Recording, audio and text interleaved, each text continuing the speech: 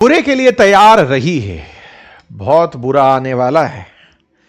इस तरह की सुर्खियां फिलहाल हेडलाइन बनी हुई हैं। हमारे पास विदेशी मुद्रा भंडार कम हो रहा है। क्यों कम हो रहा है?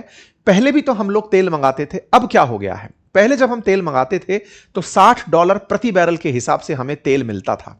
अब हम जब तेल मंगा रहे हैं तो $100 प्रति बैरल के हिसाब से तेल मिल रहा है। लगभग पौने 2 गुना महंगा आपका तेल हो चुका है।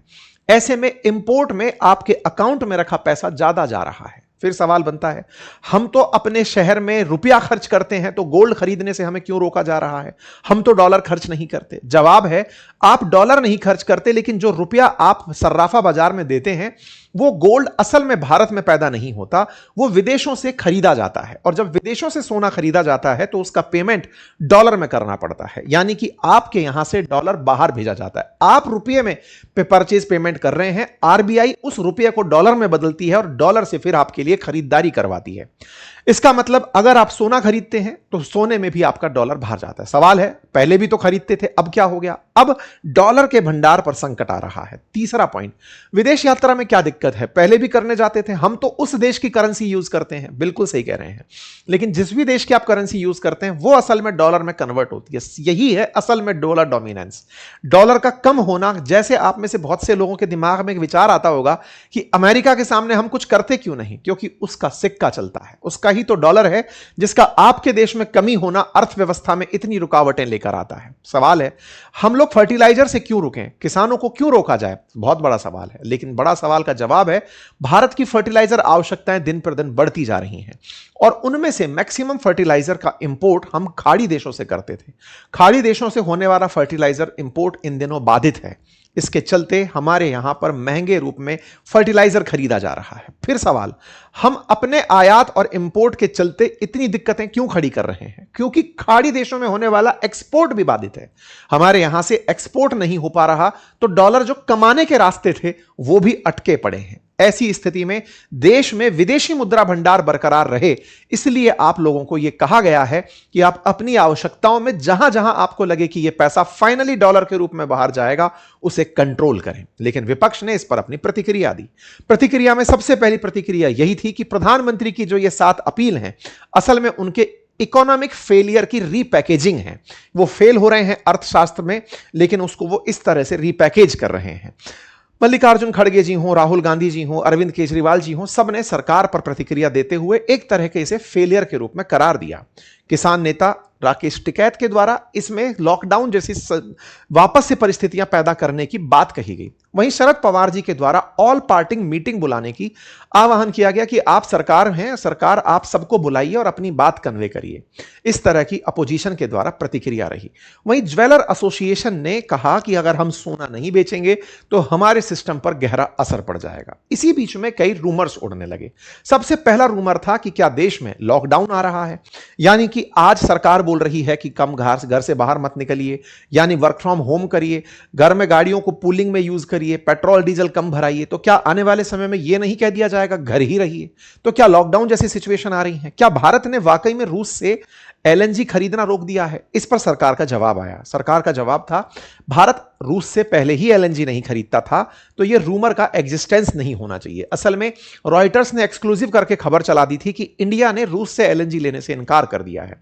इसका फिर खंडन किया। खुद मंत्री जी ने आकर के कहा कि हम पहले ही नहीं खरीदते थे, तो इस तरह की बातें हम पर क्यों लादी जा रही हैं? India has stopped importing.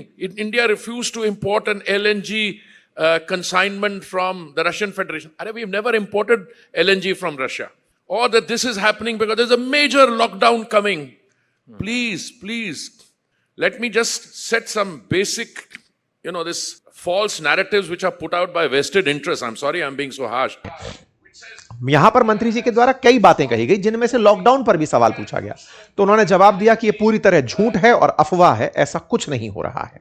मंत्री जी की तरफ से एक लाइन और बोली गई और वो ये थी कि भारत ने अपने यहां पर जो एलपीजी का उत्पादन है, जब से इंपोर्ट बाधित हुआ है, उसे बहुत तेजी से बढ़ाया है और एलपीजी के उत्पादन को हमने घरेलू स्तर पर बढ़ा दिया है और आज देश के पास 60 दिन का कच्चा तेल है, 60 दिन की एलएनजी है और 45 दिन के एलपीजी का स्टॉक ऑलरेडी हमारे पास उपलब्ध है। फिर सवाल है कि जब आपके पास ऑलरेडी उपलब्ध है तो रोक क्यों रहे हो?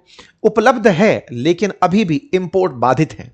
एक देश की इकोनॉमी को चलाने के लिए 90 दिन का स्टॉक होना चाहिए। पहले ही 70 दिन का स्ट्रेटेजिक ऑयल रिजर्व था, आज वो 60 दिन का है और युद्ध की अनिश्चितता लगातार बढ़ रही है। किसी देश को आत्मनिर्भर होने के लिए विदेशों पर निर्भर नहीं होना होता है। अगर हम विदेशी निर्भरता को कम करते हैं तो एक स्ट्रांग इकोनॉमी बनकर चल पाएंगे और ऐसी स्थिति में देश की जो एलपीजी, एलएनजी, पेट्रोल की दिक्कत है उसका सब लोग चुनौती का सामना करते चलेंगे। इस तरह की बातें सरकार की तरफ से, मंत्री जी की तरफ से कही गई। यह भी कहा गया कि तेल कंपनियों को आज ऑयल इंपोर्ट करने के लिए 1000 करोड़ रुपए प्रतिदिन का घाटा हो रहा है। ऑयल कंपनीज 1 लाख करोड़ रुपए का ऑयल इंपोर्ट करती हैं और प्रतिदिन 1000 करोड़ का, एक फैक्ट 1600 करोड़ का भी था। इतना जो घाटा हो रहा है वो अभी भी आम जनता पर ट्रांसफर नहीं हो रहा है। बीते 4 साल से पेट्रोल डीजल की कीमतों में इजाफा नहीं किया गया है। इस पर लोगों का तर्क था कि जब सस्ता था तब भी तो आपने खरीद करके हम पर कौन सा फायदा लुटाया था, तो आज महंगा है तो इनको भुगतने दीजिए। तो ठीक है, ये जीरो सम गेम है। जब सस्ता था तो हमको सस्ता नहीं मिला, महंगा है तो हमें महंगा नहीं मिला। चीजें बरकरार हैं और जनता तक ट्रांसफर नहीं हुई हैं। ऐसे में आज सरकार की जो अपील है वो अपने स्टॉक को लगातार लंबे समय तक बनाए रखने की है, ऐसा कहा गया है। अब सवाल यह आता है कि साहब अगर ऐसी स्थिति बनती है, भारत ऑयल कट करना बंद कर देता है, वैश्विक स्तर पर हम अपने स्तर पर तेल उत्पादन को बढ़ाते हैं, अन्य विकल्प प्रस्तुत करते हैं कि कहां से तेल खरीदा जाए, लेकिन सरकार ने अब ऐसे जरूरी कदम भी उठाने शुरू कर दिए हैं जिससे लोग खरीदने को कंट्रोल कर सकें। जैसे सरकार ने गोल्ड के ऊपर इंपोर्ट ड्यूटी बढ़ाकर 6% से 15% कर दी है। ऐसे में गोल्ड अब जनता को महंगा मिलने लगेगा। इन इंपोर्ट के अंदर महंगा होने के चलते सपोर्ट सिस्टम फिर से गड़बड़ाएगा। प्रधानमंत्री की इस अपील का असर राजनेताओं के ऊपर भी हुआ। सिटीजन्स ने प्रधानमंत्री की अपील का वेलकम किया। प्रधानमंत्री के काफिले की एक तस्वीर बहुत वायरल थी जिसमें प्रधानमंत्री बहुत सी गाड़ियां लेकर के निकल रहे थे। कुछ नेताओं की गाड़ियां हो सकती हैं, प्रधानमंत्री की हो सकती हैं। इस काफिले को देखकर लोगों की प्रतिक्रिया थी कि नेता लोग इतने बड़े काफिले में निकलते हैं। तो इस पर भी प्रधानमंत्री की अपील का असर हुआ। प्रधानमंत्री की अपील का असर यह हुआ कि दिल्ली हो, मध्य प्रदेश हो, उत्तर प्रदेश हो, राजस्थान हो, सब जगह इवन खुद प्रधानमंत्री ने भी अपने काफिले से गाड़ियों को कम कर दिया। एक जगह तो जज साहब साइकिल से आते हुए दिखाई दिए। उत्तर प्रदेश की यह घटना नोटिस की गई। इसी के साथ साथ दिल्ली के अंदर भी चीफ मिनिस्टर ने ऑफिस में व्हीकल्स के उपयोग को कम करने का आदेश दिया। ऊर्जा मंत्री द्वारा उपसर भोपाल के अंदर, मध्य प्रदेश के अंदर इलेक्ट्रिक बाइक से जाते हुए तस्वीर साझा की गई। एक जगह दिल्ली के अंदर रिक्शा से चलते हुए मंत्री जी दिखाई दिए। मेट्रो का इस्तेमाल, सार्वजनिक सिस्टम का इस्तेमाल करते हुए नेता लोग दिखाई दे रहे हैं।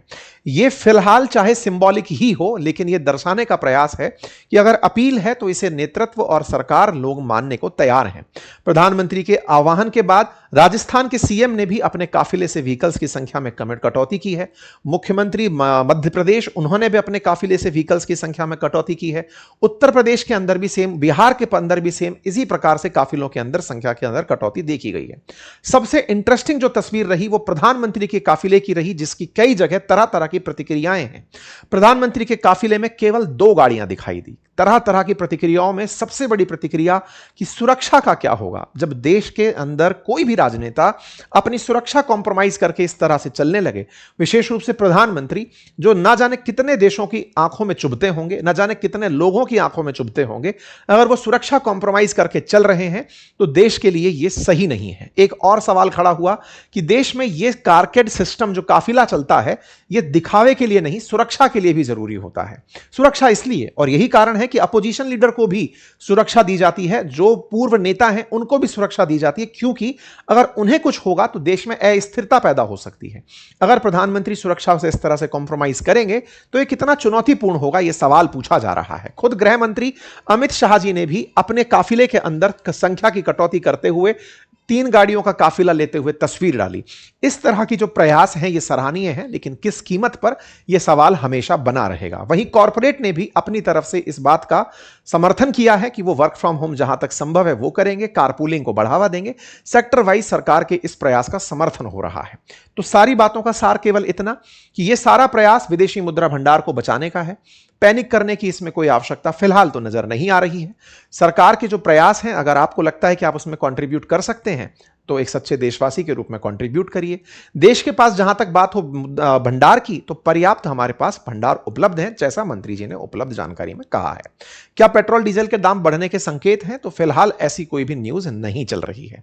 बाकी आप समझदार हैं, आपको अपने देश के बारे में सोचने का पूर्ण अधिकार है, अपने हितों के बारे में सोचने का अधिकार है। सोचें और अपने हिसाब से फैसले लें। बाकी एक फैसला जो आप मेरे कहने पर ले सकते हैं अपने बच्चों के लिए, आप अपने लिए, घर के बुजुर्गों के लिए, कि इस गर्मी की छुट्टी बच्चों को सिखाइए आर्टिफिशियल इंटेलिजेंस, और वो क्लासेस मैं खुद लाइव लेकर आ रहा हूं। अगर आप उन्हें ज्वाइन कराना चाहते हैं तो लिंक कमेंट बॉक्स में पिन है, जाकर अभी एनरोल कर लीजिए। हमारे पुराने रिकॉर्डेड बैचेस तो मिलेंगे ही, ये लाइव क्लासेस भी मिलेंगी, और साथ ही साथ आपको प्रैक्टिस प्रॉब्लम, डाउट क्लासेस और कोर्स कंप्लीशन पर एक छोटा सा टेस्ट देने के बाद एक सर्टिफिकेट। देरी किस बात की, जल्दी से जाइए, ज्वाइन कीजिए और अपने नॉलेज को ग्रो कराइए। बाकी पैनल डिस्कशंस सुनते रहिए, हमारे कई सेशंस आपके लिए अपलोड ऑलरेडी किए जा चुके हैं। धन्यवाद।